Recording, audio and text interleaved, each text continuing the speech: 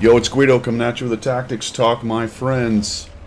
We are on Dorfy Himmelsdorf. Bottom tier, but only, what, 2 tier 9s? It's kind of a weird setup. Actually, we're mid-tier. Mid-tier. Numbers are hard. Roman numerals are harder. That's what I'm saying. 9s, 8s, and 7s, but only 2 9s. Kind of a weird setup, but headed up the hill in any event. Headed up the hill. You can see that we've got a good crowd coming up here. Only the T95 down low.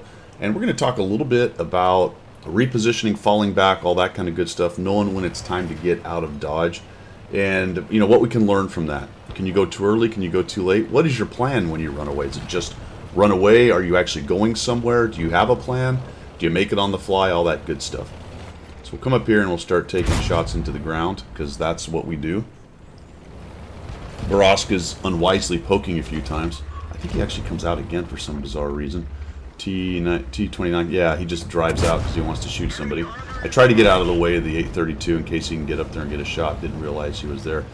And I'm starting to feel like we're maybe a little bit outnumbered here. We've got the Type, the LTG. We have a couple guys coming up behind me, but they've got the Vipera. That's kind of a tough one to deal with. So we're going to do as much damage as we can up here. The thing about this map, coming up top here, and as far as what I was talking about falling back, is that it's obvious the way you want to do is go back down the hill, right? So that's kind of my hip pocket plan when I come up this hill, is if things start getting bad, we're going to run away, and that's obviously down the way you came. There's really no other place to go. I suppose you could try to sprint by them or something silly like that, but then you're really just driving back into most of the rest of their guns in general. So our guys sort of push up in there. These guys come around the corner, give me a free shot. I get an armor not hit. Alright, so a bit of a bummer here. Let's just talk about what happened here real quickly. It is unfortunate that they all piled around the corner.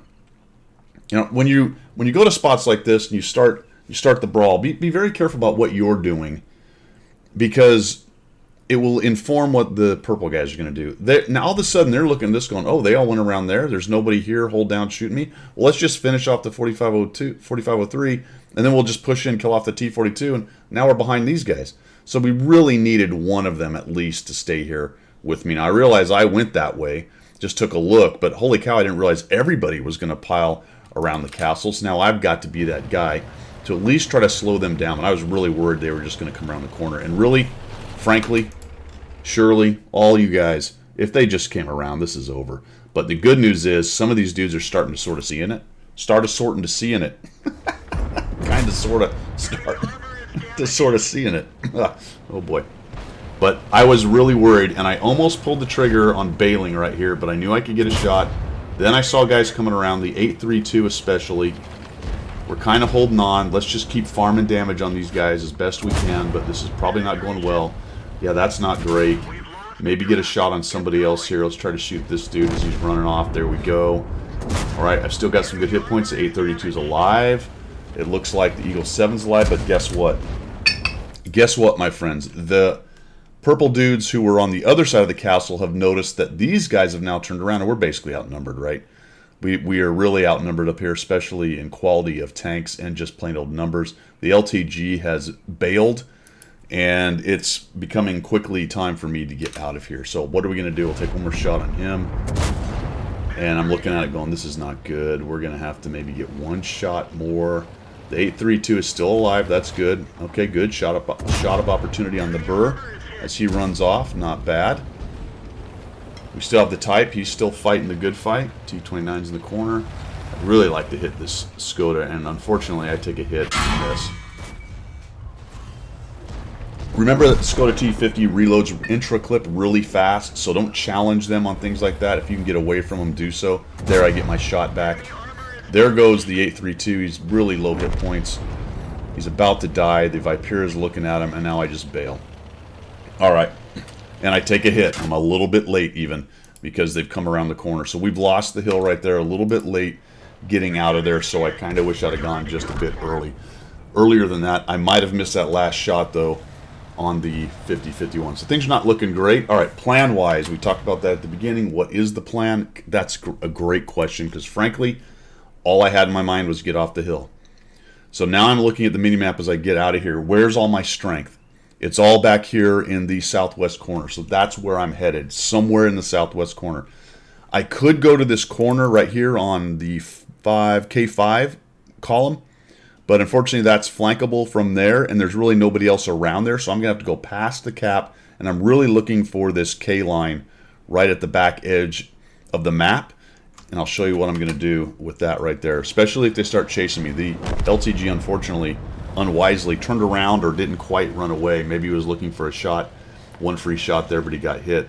And I'm running as fast as I can because I know that their fast tanks are going to try to get around this corner and shoot anybody who's running away. Excuse me, if they can. The other problem right here is potentially being seen by somebody who's up on the hill right there. It looks like they didn't do that. I am going to cut left pretty hard because I don't want to be spotted from behind. I'm going to cross right here, and I'm going to get back into this rubble. There is an alcove right here you can fight from. Do a little power slide. And there's some hold down rubble here that you can use to help yourself out just a bit. Now I'm seeing the Scorpion come back, so that's great. He's kind of noticed this whole thing happening as well. Here he comes to come help us. The Su-130 and the Kunze over on the side, they've got their own problems. You can see the T-95 is battling somebody up in the north. He didn't really face anything. He went to their cap.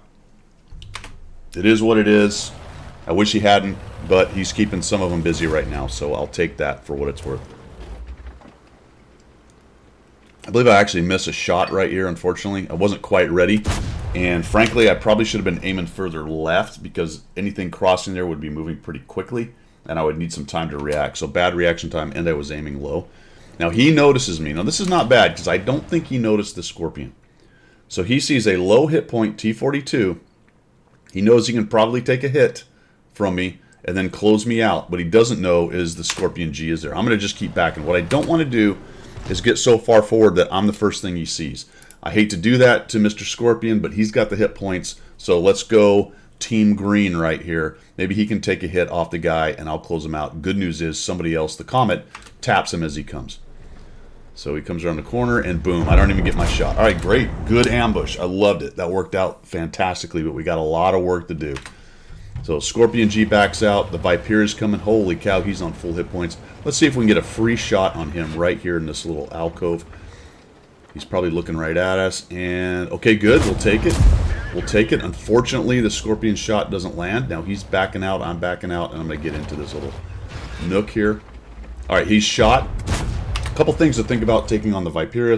The intra-clip is really slow, so there is some opportunity to get in there and get a shot before he takes his next shot. A little bit chancy, right? Because it's only, what, 5 or 6 seconds. So if you mistime it, you can certainly take a big hit. So I'm trying to work this as best I can. I don't want to get closed out. He can take me out with one shot. I am really more valuable right at the moment not doing anything but keeping my gun alive and looking for an opportunity than I am jumping out, eating a shot, and getting closed out by the Viper. Especially as long as the Scorpion is able to put some shots. All right, he just took that shot, so I'll take this opportunity. That's unfortunate. Didn't get it. He takes another shot, either missed, and we'll just, that's where we're going to take that opportunity. And that is unfortunate, all right? It just didn't happen. I fired all my gold rounds already. Scorpion is around the corner, so good on him. So we're handling this well-ish. Be nice if I had some of my gold. So we'll back out. Now I see a guy coming in behind. I see the WZ. Kind of looked at real quick, but I've also got the Su-130 hanging out right there.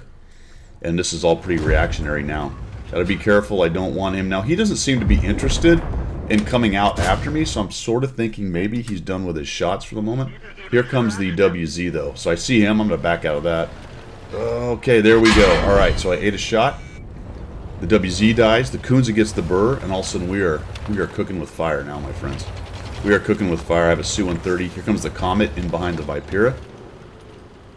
Waiting for it, waiting for it. As soon as he starts to turn around, we'll come out and try to help him. Comet's just trashing this guy. He has to react to the Comet. He can no longer do what he's doing, and the Comet's going to shut him down and close that guy out. And just like that, up the hill, things didn't go well. A little bit late leaving. No real plan until I started coming down the hill. And then really reactionary. I think that position is a good one for what was going on. You would have to adjust past that if they didn't just YOLO into you like the purple team did to me, which was fortunate for me. I'll take it. That goes back to a lot of the discussions in the recent past talking about stop YOLOing into camping tanks, even if it's tanks that have run away to camp. That's a lot of times what it is. You know, you win a flank, you probably push a couple of the smarter ones out, they run off, and then they join the rest of their tanks. I wouldn't say necessarily on this map that the guys I ran to, the Scorpion and the 130, were camping. They were in the back corner. It's a really small map, so they were taking on the other side. I just went back to where my guns were, right? So as I finally came up for air coming off the hill, I went, all right, where am I going? Oh, look at that. My guys are all in the corner. Let's head down there. I know that's a fairly decently defensible position. We can try to make a stand right there. And nice job by my teammates reacting to that. And really, it looked like the enemy team had this one pretty well won. But I was like Forrest Gump. I just started running and running. I didn't run that far, though. But I did go down that way, right? Came off the hill, ran all the way to the back. A little bit reactionary. Discussed a couple things about how to handle tanks 2v1 and such. And that's pretty much it for today, guys. Thanks for tuning in. We will see ya. Oh, wait a minute. I got a new setup. All right. What's happening?